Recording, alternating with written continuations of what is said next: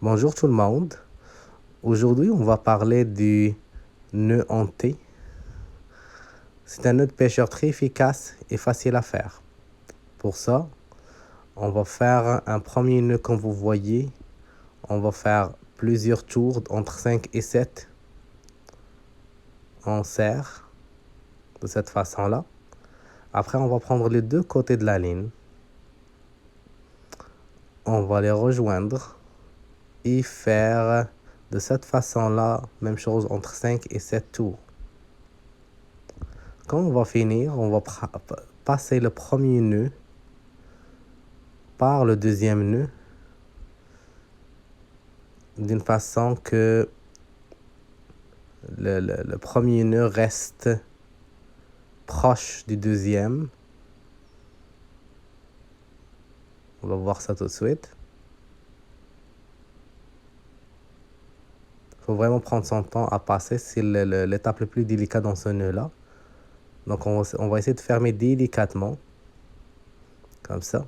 Il faut vraiment que le deuxième nœud se ferme sur la racine du premier nœud. Si vous l'éloignez, il ne va pas tenir bien. Donc de cette façon-là,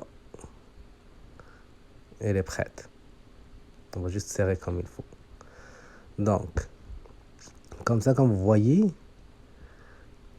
la ligne, on va mettre l'hameçon. Il va être pas collé à la ligne principale. Là, on va voir un exemple déjà fait d'un fil de pêche comme ça. Donc, comme vous voyez, l'hameçon est décollé de la ligne principale. Ce qui fait que le poisson va voir l'appât. Il va avoir plus de chances de le trouver. En fait, le nœud en T, c'est comme si on a un émerion comme ça, un triple-émerion. Il joue à peu près le même rôle. Un des autres avantages de ce nœud-là, qu'on peut changer l'hameçon facilement comme ça.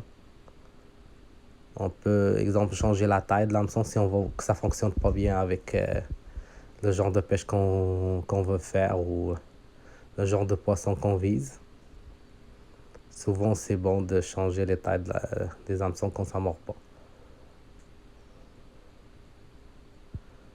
On le rend de cette façon, on twist, juste pour le renforcer. Et on rentre encore.